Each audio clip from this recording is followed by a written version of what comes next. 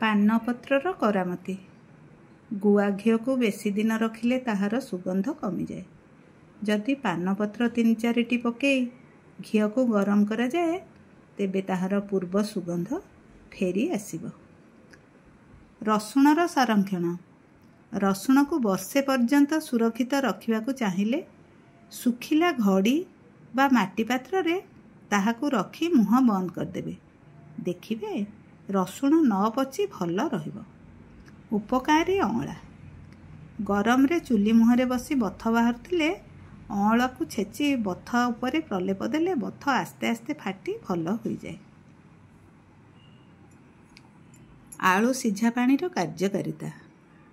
ଆଳୁ ସିଝା ପାଣିକୁ ନ ଫୋପାଡ଼ି ସେଥିରେ ରୂପା ବାସନ ବୁଡ଼େଇ ଧୋଇ ନରମ କନାରେ ଭଲ ଭାବରେ ଘଷି ଘଷି ପୋଛନ୍ତୁ। ଦେଖିବେ ରୂପାର ପୂର୍ବ ଚମକ ଆସିଯିବ। ପାଉଁରୁଟିକୁ ନରମ କେମିତି କରିବେ?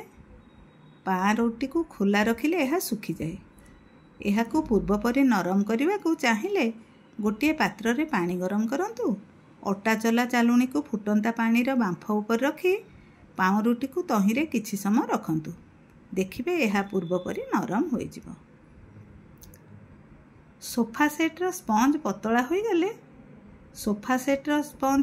ହୋଇ ଆସିଲେ ତାହାକୁ ଲୁଣ ପାଣିରେ ବତୁରେଇ ଶୁଖେଇ ଦିଅନ୍ତୁ। ଦେଖିବେ ସ୍ପଞ୍ଜ ପୂର୍ବ ଅବସ୍ଥାକୁ ଫେରି ଆସିବ।